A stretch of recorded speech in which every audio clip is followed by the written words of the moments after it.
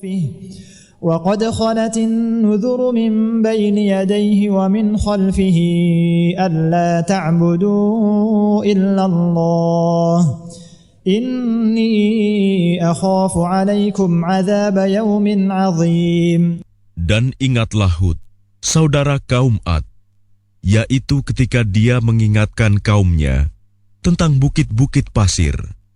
Dan sesungguhnya telah berlalu beberapa orang pemberi peringatan sebelumnya dan setelahnya dengan berkata, "Janganlah kamu menyembah selain Allah. Aku sungguh khawatir nanti kamu ditimpa azab pada hari."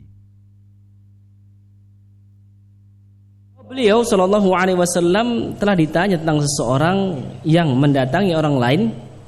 Ya, lalu orang tersebut berkata kepadanya, "Berikan kepadaku hartamu." Ya. Kemudian kata Nabi SAW, apa yang harus dijawab? La tu'tih malak.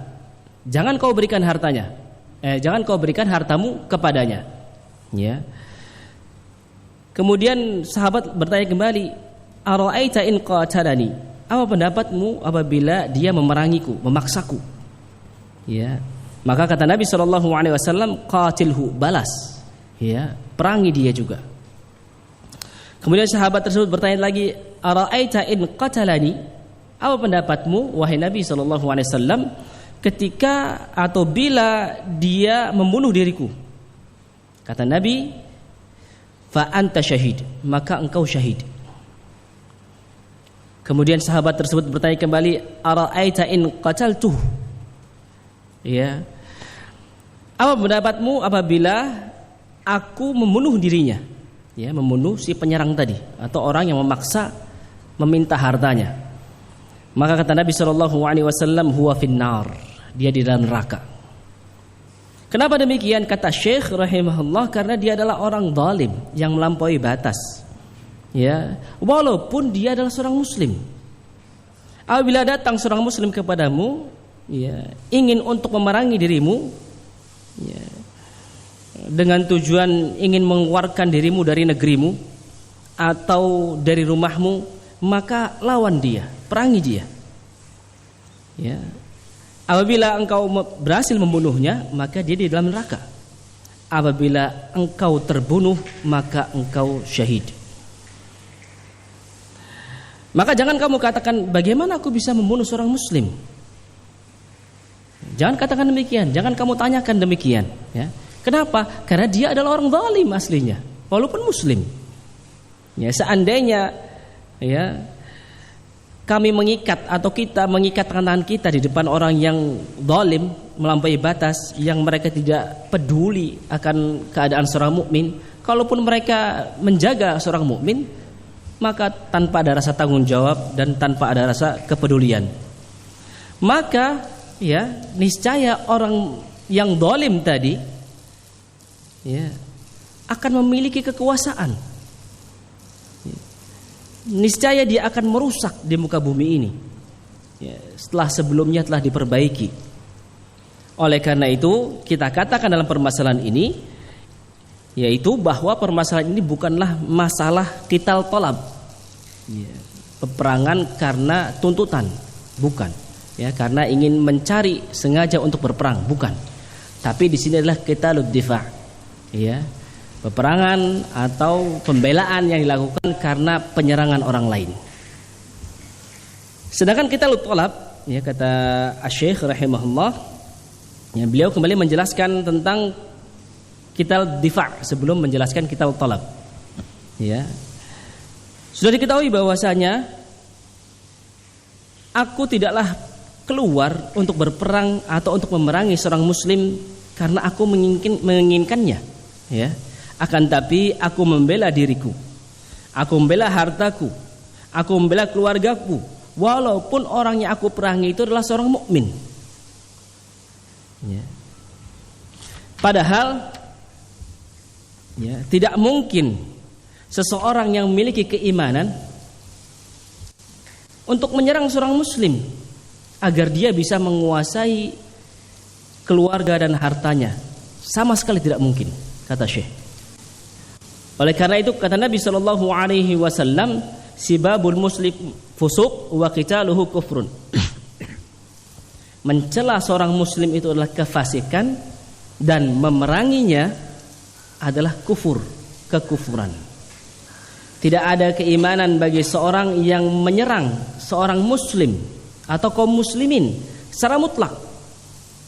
Apabila seorang yang sudah hilang keimanannya atau kurang keimanan yang ada pada dirinya, maka dia wajib, maka wajib bagi kita untuk memerangi dirinya difa'an anin nafsi wujuban. Dalam rangka apa? Untuk membela diri kita. Kalau seandainya dia menyerang walaupun muslim, walaupun mukmin, dia mengatakan dirinya sebagai seorang mukmin.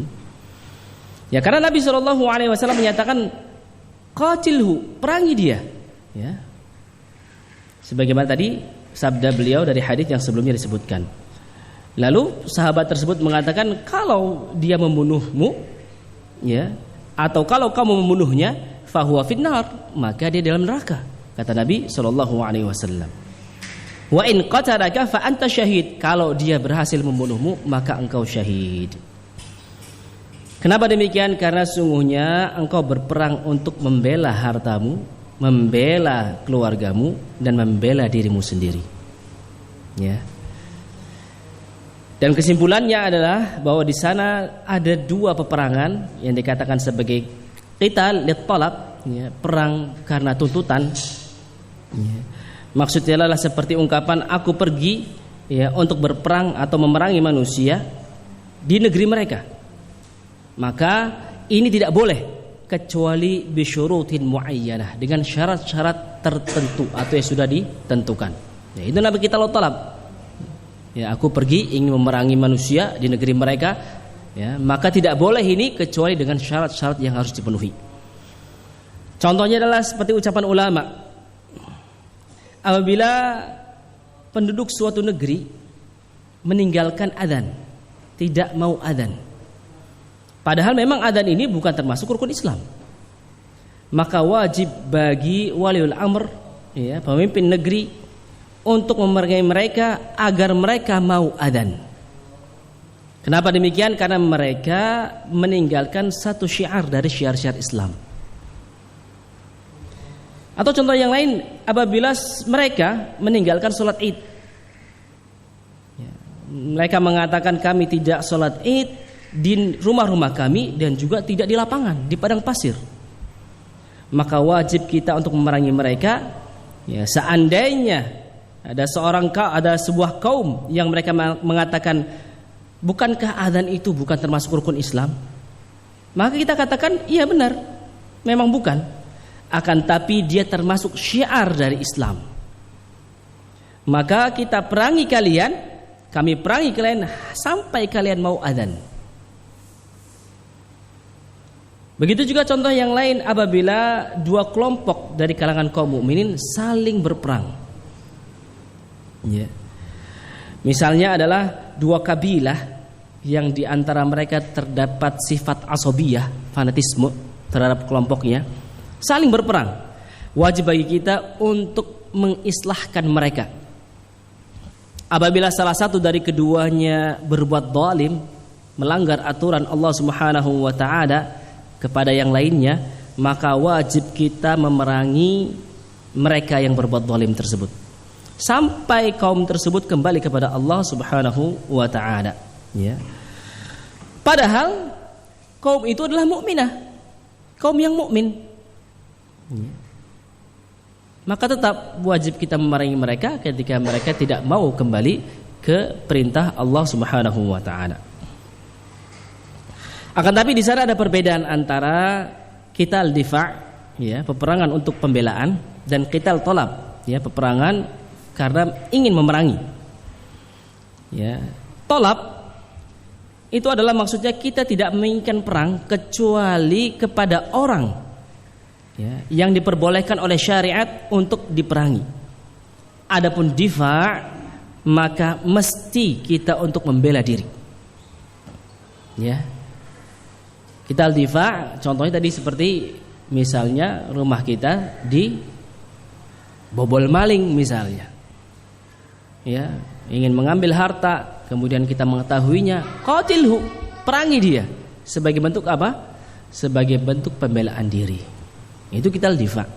Kalau kita talab tadi ya, kita ingin memerangi sesuatu kaum, dan itu tidak diperbolehkan kecuali dengan syarat-syarat tertentu yang seperti dicontohkan oleh beliau tentang satu kaum yang tidak mau menggunakan adzan atau tidak mau melaksanakan salat Id. Nah, itu karena termasuk syiar-syiar Islam sedangkan mereka meninggalkannya. Maka kata Syekh rahimahullah, kami mengharapkan dari kalian agar memperhatikan masalah ini. Ya, karena sungguhnya kami melihat di koran-koran maupun majalah-majalah, kata mereka watan, negara. Nggak ada di sana disebutkan Islam, ya, perang untuk atau karena Islam. Maka hal ini adalah kekurangan yang sangat besar. Ya, wajib umat ini untuk memperhatikan, ya, untuk mengarah kepada metode yang benar dan cara yang benar. Nas'alullah lana wa lakumut taufiq. Kami mohon kepada Allah, ya, untuk diri kami dan diri kalian at-taufiq lima yuhibbu yarda, kepada perkara yang dia cintai dan dia ridhai. Alhamdulillah, hadis ke-8 selesai. Kemudian kita masuk ke hadis yang ke-9. Qala al-Imam An-Nawawi rahimahullah, wa an Abi Bakrah Nufai' ibn al-Harith al-Thaqafi. Ya, dari Abu Bakrah, namanya adalah Nufai' bin Harith al-Thaqafi radhiyallahu ta'ala anhu, bahwasanya Nabi sallallahu alaihi wasallam bersabda, "Idzal taqal muslimani bi sayfihima fal qatil wal maqtul finnar." Apabila dua orang muslim saling bertemu dengan kedua pedang mereka, maka pembunuh dan yang dibunuh finnar, keduanya di dalam neraka. Dua orang muslim saling membunuh dengan kedua mereka, tapi ternyata satu yang terbunuh dan satunya menang. Tapi kata Nabi SAW, keduanya di dalam neraka. Sehingga kata Abi Bakrah menyampaikan, "Wahai Rasulullah, hadzal qatil." Ya. Wahai Rasulullah, ini qatil, yang bunuh. Wajar kalau yang bunuh atau pelaku pembunuhan masuk ke dalam neraka. Fama barul maqtul, maka bagaimana keadaan yang terbunuh? Kenapa dia juga masuk neraka? Qala innahu kana harisan ala qatl sahibih.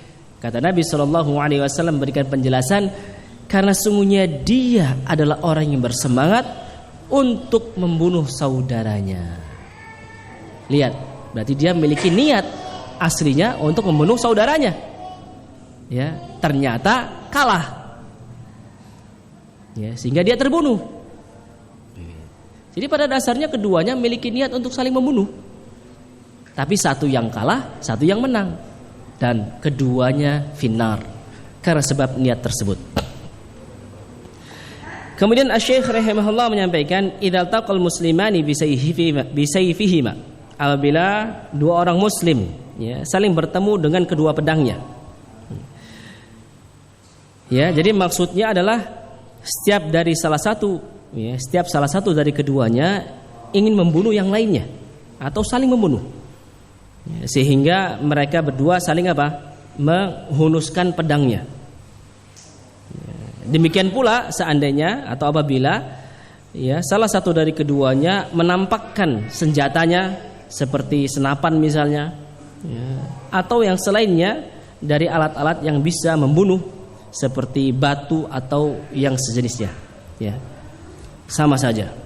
Jadi penyebutan pedang di sini itu adalah sebagai contoh saja, bukan sekedar atau bukan sebagai ketentuan tertentu. Jadi harus pedang begitu, bukan begitu. Ya, jadi penyampaian pedang di sini sebagai contoh. Jadi apapun saja, ya, alat tersebut yang bisa dipakai untuk membunuh, apabila ditampakkan di antara kedua muslim yang saling berperang atau saling bertemu, maka itu termasuk dalamnya.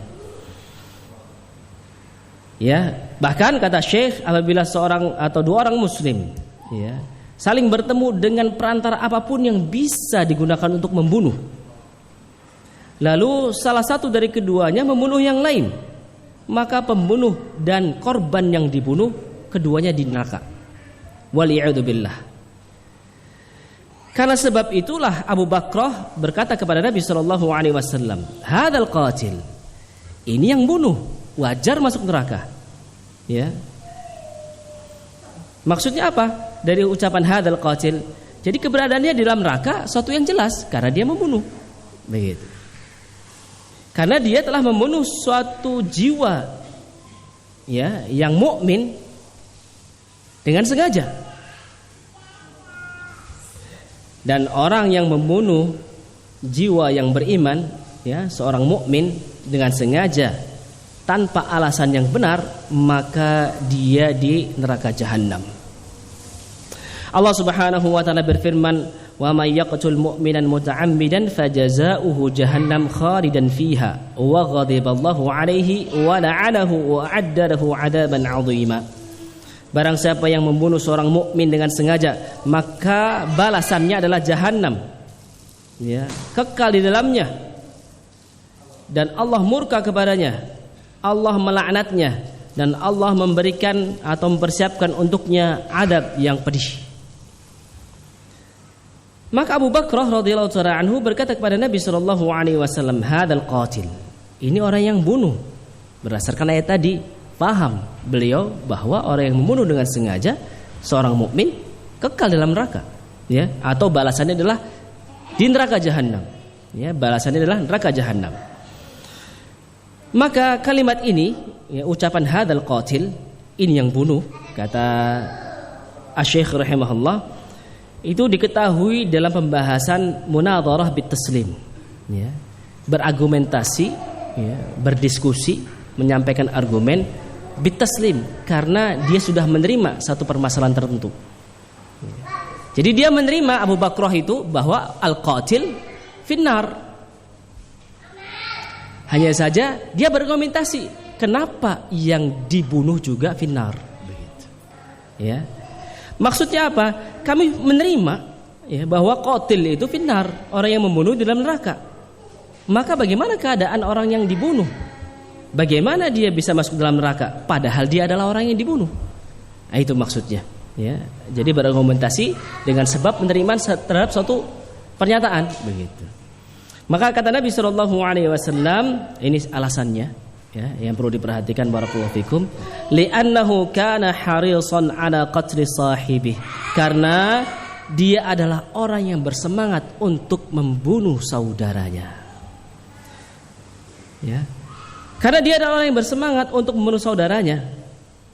Oleh karenanya dia telah membawa, ya, alat untuk membunuh agar dia bisa membunuh saudaranya.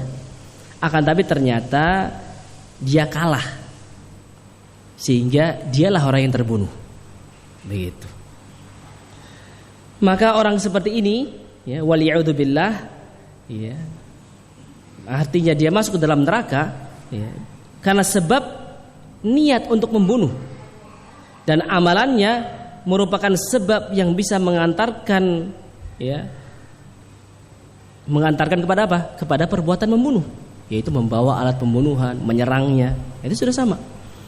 Jadi dia menjadi orang yang seakan-akan sebagai pembunuh, walaupun dia terbunuh. Ya, bisa difahami? Barakallahu fikum. Kenapa? Karena dia sudah menjalani sebab-sebabnya. Ya, membawa pedangnya, ya, bersemangat untuk membunuh saudaranya. Ya. Jadi seakan-akan dia sebagai seorang yang pembunuh, ya, orang yang membunuh. Oleh karena itulah Nabi sallallahu alaihi wasallam bersabda, li'annahu kana harisan ala qatli sahibih, karena dia adalah orang yang bersemangat untuk membunuh saudaranya. Kemudian Syekh rahimahullah menyampaikan dalam hadis ini terdapat faedah, ya, atau terdapat dalil bahwasanya annal a'mal bin niyat. Amalan-amalan itu tergantung dengan niatnya, ya. Ada atau tidaknya amalan itu tergantung akan niatnya. Teranggap atau tidak teranggapnya sebuah amal itu, ya, tergantung akan niatnya. Ya, ini sebagaimana hadis yang pertama sudah kita bahas, innamal a'malu bin niyat. Wa anna hadza lamma nawa qatla sahibih, ya. Dan ketika orang ini berniat untuk membunuh saudaranya, maka dia menjadi seakan-akan sebagai pembunuh, ya, atau orang yang melakukan pembunuhan. Maksudnya seakan-akan sebagai orang yang membunuh. Ya, dengan permasalahan ini kita bisa mengetahui perbedaan antara hadis, ya,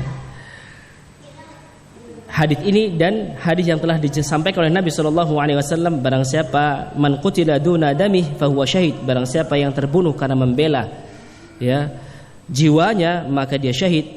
Wa man qutila duna ahli fahuwa syahid, barang siapa yang terbunuh karena dia membela istrinya atau keluarganya, maka dia syahid. Wa man qutila duna malih fahuwa syahid, barang siapa yang terbunuh karena dia membela hartanya, maka dia juga syahid, ya. Dan juga terjadi perbedaan, ya, jelas dengan hadis yang kita bahas sekarang, yaitu dengan hadis dari sabda Nabi SAW tentang orang yang ingin mengambil hartamu, ya, yaitu ketika beliau menyampaikan in qatadahu fahuwa finnar, apabila engkau berhasil membunuhnya maka dia di dalam neraka. Wa in qataraka fa anta syahid, kalau kamu, ya, atau kalau dia yang berhasil membunuhmu maka engkau syahid. Nah, kemudian Syekh menjelaskan perbedaannya. Kalau kita lihat di sini bisa ketahuan, ya, bahwa dalam hadis ini pembunuh dan yang dibunuh kedua dalam neraka. Kalau dalam hadis tadi yang membela jiwa, harta maupun keluarga karena diserang lalu dia meninggal, dia tidak masuk neraka, tapi dia syahid walaupun yang menyerang itu adalah seorang mukmin. Ya, berbeda, ya.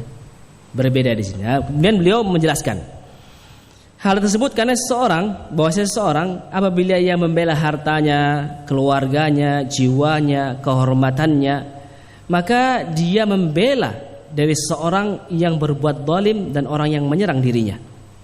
Ya. Dan ternyata dia tidak bisa membela kecuali dengan membunuh. Ya. Maka apabila penyerang tadi terbunuh, maka dia dalam neraka. Sedangkan orang yang membela tadi, ya, apabila dia terbunuh maka dia adalah orang syahid fil jannah, di dalam surga dan jannah. Maka inilah perbedaan dari keduanya. Oleh karena itu, ya, dengan sebab ini diketahui bahwasannya barang siapa yang membunuh saudaranya karena ingin untuk membunuhnya, maka dia dalam neraka.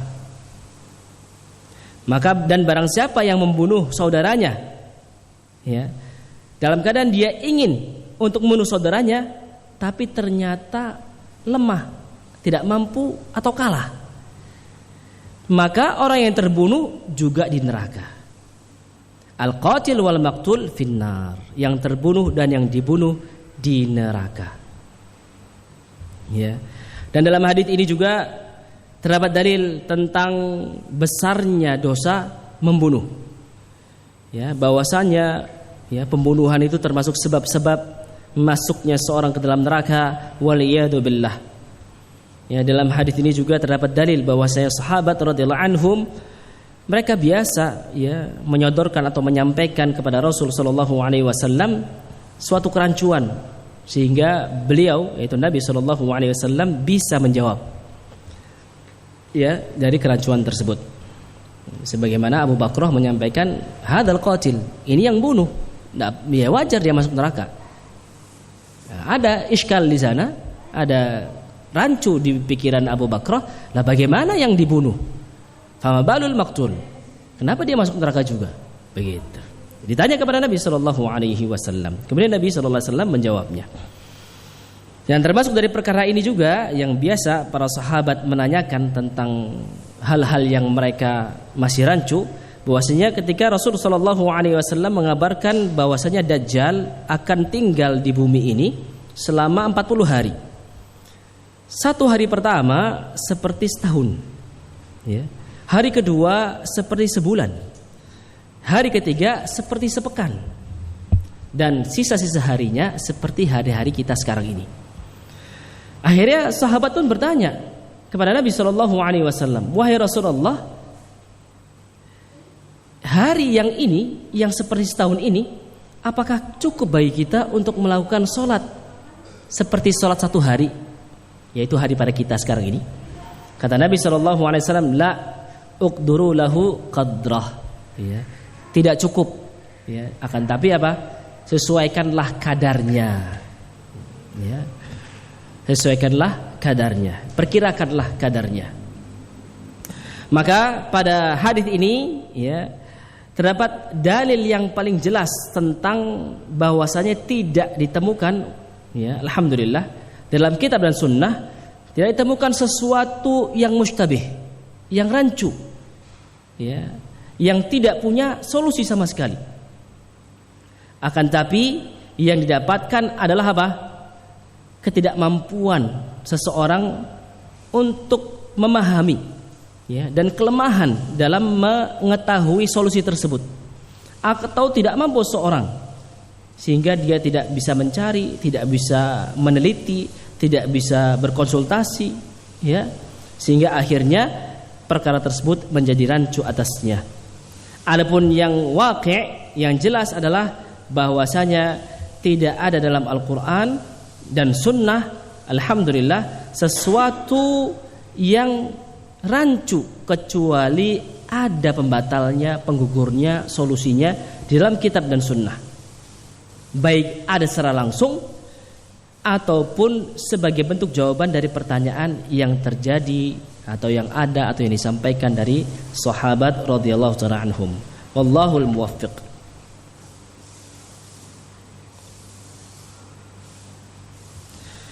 Taib, alhamdulillah, hadis yang ke-9 telah selesai. Kita masuk kepada hadis yang ke-10, yaitu dari Abu Hurairah radhiyallahu ta'ala anhu. Dia berkata, Rasul sallallahu alaihi wasallam bersabda, "Salatul rajul fi jama'atin tazidu ala salatihi fi baitihi wa salatihi fi suqihi bid'an wa 20 darajah." Salat seseorang secara berjamaah, ya, akan bertambah di atas solatnya sendirian di rumahnya dan solatnya di pasarnya, bertambah berapa? Bid'an wa 20 darajah, 20 sekian derajat. Wadalik anna ahadahum idza tawadda'a fa ahsana al-wudu, dan hal tersebut terjadi apabila seseorang berwudu dengan sebaik-baiknya wudu, ya, dengan sesempurna-sempurnanya wudu. Thumma atal masjid la yanhazuhu illa shalah, kemudian dia mendatangi masjid, tidak ada yang mendorongnya kecuali salat, karena salat. La yuridu illa shalah, dia tidak menginginkan apapun kecuali salat. Falam yakhtu khutwatan illa rufi'a lahu biha darajah, maka tidaklah dia melangkah satu langkah kecuali diangkat satu derajat untuknya dengan sebab langkah tersebut. Wa hutta anhu biha khati'ah, dan akan dihapus dengan sebab langkah tersebut, akan dihapus darinya satu kesalahan. Hatta yadkhulal masjid, sampai dia masuk masjid. Masya Allah. Fa idza dakhala al masjid kana fi shalah, apabila dia sudah masuk masjid, maka dia terus dalam keadaan salat. Maka natis salatu hiya tahbisu, selama salat tersebut, ya, yang menahan dirinya untuk tetap di situ. Jadi maksudnya ada seorang datang ke masjid, kemudian salat tahiyatul masjid, kemudian dia duduk, ya, menunggu salat fardu yang akan ditegakkan. Nah, selama proses menunggu itu dia tetap dalam keadaan salat. Ya. Masya Allah. Wal malaikatu yusalluna ala ahadikum ma dama fi majlisihi alladhi shalla fihi, dan malaikat, ya, mendoakan kepada salah seorang dari antara kalian selama dia masih di tempat yang dia sholat padanya. Ya, setelah sholatul masjid, kemudian dia duduk menunggu. Nah, selama dia masih dalam keadaan dia menunggu, duduk di tempat yang sama, maka malaikat akan senantiasa mendoakannya. Mereka mengatakan, Allahumma arhamhu, Allahumma ighfir lahu, Allahumma tub alaih. Ya Allah, berikan rahmat kepadanya. Ya Allah, ampunilah dia. Ya Allah, terimalah taubatnya. Ya, malam yu'dhi fi, malam yuhdith fi, selama dia tidak mengganggu, ya, pada tempat duduknya tadi, ya, dan selama dia tidak yuhdith, ya, berhadat, batal. Muttafaqun alaih. Jam berapa? Isya? 7 menit lagi. Ya, taib, insyaallah cukup.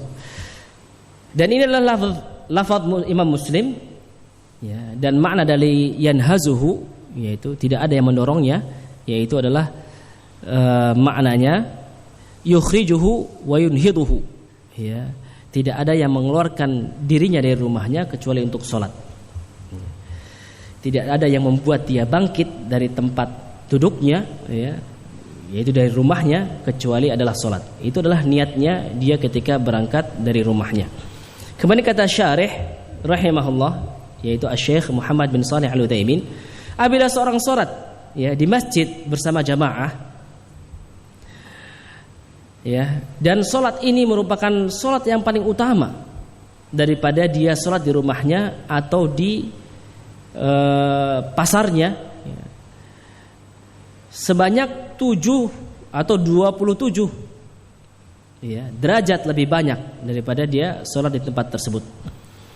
Karena sholat bersama jamaah, ya, adalah sholat yang diwajibkan Allah Subhanahu wa ta'ala, ya. Maka sungguh ucapan yang kuat adalah dari ucapan atau pendapat para ahli ilm yang mengatakan bahwa sholat jamaah adalah fardu ain.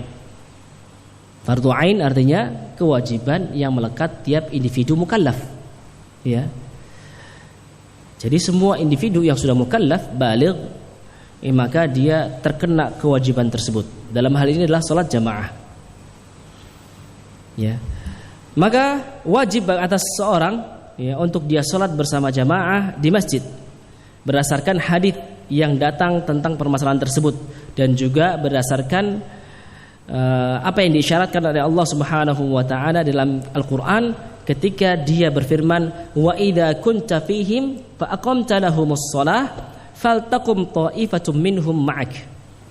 Apabila engkau telah berada di tengah-tengah mereka, ya, lalu engkau ingin mendirikan salat, ya, untuk mereka, yaitu menjadi imam untuk mereka, maka hendaklah satu kelompok dari mereka mendirikan salat tersebut bersama dirimu. Ini hadis tentang apa? Tentang salat khauf. Itu ada perintah dari Allah Subhanahu wa taala, maka hendaklah satu kelompok dari mereka, ya, berdiri melakukan salat bersama engkau. Perintah itu. Hukum asal perintah adalah wajib. Sampai ada dalil yang menyimpangkan dari makna wajib menjadi sunnah atau mubah. Maka di sini kata Syekh rahimahullah, Allah Subhanahu wa taala mewajibkan salat jamaah pada keadaan takut. Maka apabila dia telah mewajibkan salat jamaah pada keadaan takut, maka keadaan aman tentunya lebih pantas, lebih patut, lebih layak lagi, ya, untuk diwajibkan. Kemudian Nabi Shallallahu Alaihi Wasallam menyebutkan, ya, sebab-sebab keutamaan salat jamaah lebih utama, ya, daripada salat di rumahnya dan di pasarnya.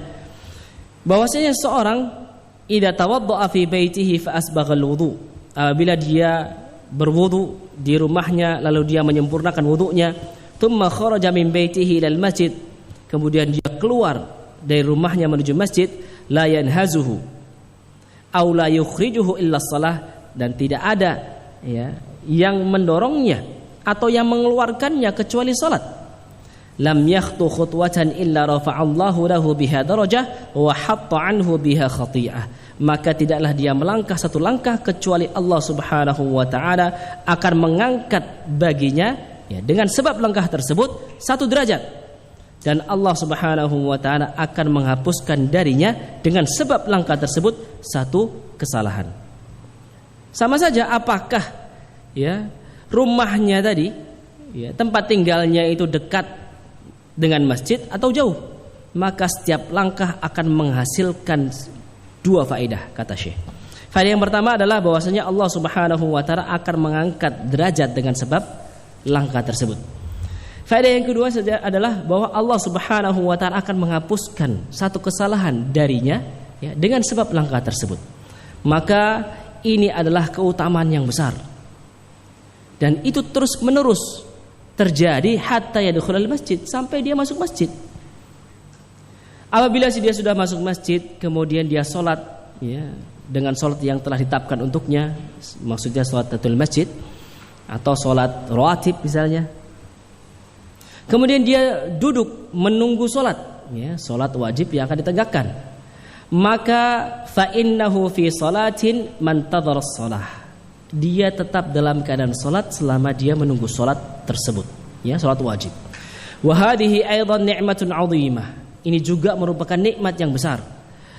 Seandainya engkau tetap menunggu, ya, tetap menunggu sholat tersebut dengan waktu yang lama, engkau duduk, ya, dalam keadaan engkau tidak sholat, ya, tentunya setelah kamu sholat tahiyatul masjid dan sesuai dengan kehendak Allah bahwa Allah Subhanahu wa taala akan, ya, memberikan pahala sholat untukmu dengan sebab apa? Menunggu sholat. Itu adalah faedah yang ketiga beliau tambahkan. Kemudian di sini ada faedah yang keempat, yaitu adalah bahwasanya malaikat akan senantiasa mendoakan orang tersebut selama dia tetap berada di tempat sholatnya. Mereka mengatakan Allahumma sholli alaihi, ya Allah berikanlah kebaikan untuknya, Allahumma ighfirlahu, Allahumma arhamhu, Allahumma tub alaihi, ya Allah ampunilah dosanya, ya Allah berilah rahmat kepadanya, ya Allah terimalah taubatnya. Ini juga merupakan keutamaan yang besar bagi orang yang telah menghadirkan niat ini dan bagi orang yang telah melakukan perbuatan ini. Dan inti pembahasan pada hadis ini adalah sabda Nabi SAW, "Tsumma kharaja min baitihi ilal masjid la yukhrijuhu illa shalah." Ya, kemudian dia keluar dari rumahnya menuju masjid, tidak ada yang mengeluarkannya kecuali sholat. Maksudnya niatnya untuk sholat saja. Sesuai dengan pembahasan bab kita, yaitu bab al-ikhlas. Ya, maka di sini menunjukkan kepada pengaruhnya niat, ya, dalam menghasilkan pahala yang besar ini. Adapun seandainya dia keluar dari rumahnya, ya, bukan karena ingin sholat, maka dia tidak akan dituliskan pahala tersebut untuknya. Seperti misalnya dia keluar dari rumahnya ke pasar atau ke tokonya ketika adzan, lalu dia pergi untuk sholat, maka, ya, dia tidak akan mendapatkan pahala seperti ini, karena pahala seperti ini hanya didapatkan bagi orang yang apa? Yang keluar dari rumahnya dan tidak ada yang mengeluarkan dirinya kecuali sholat. Kemudian saya melanjutkan, akan tapi bisa jadi dia akan ditetapkan atau diberikan pahala tersebut semenjak dia pergi dari tokonya atau dari tempat jual belinya menuju, ya, masjid untuk sholat. Selama dia keluar dari tempat tersebut dalam keadaan toharoh, suci. Ya, barakallahu fikum. Ya, jadi di sini ada beberapa, ya, syarat-syarat yang harus dipenuhi. Tidak keluar dari rumahnya kecuali untuk sholat, dan dia sudah, ya, berwudu dan bersuci sebelum berangkat ke masjid. Ya, taib, mungkin itu yang bisa disampaikan pada pertemuan kali ini. Insyaallah taala di pertemuan berikutnya kita akan bahas hadis berikutnya. Alafu minkum subhanakallahumma wa bihamdik asyhadu an la ilaha illa anta astaghfiruka wa atubu ilaik. Wassalamualaikum warahmatullahi wabarakatuh.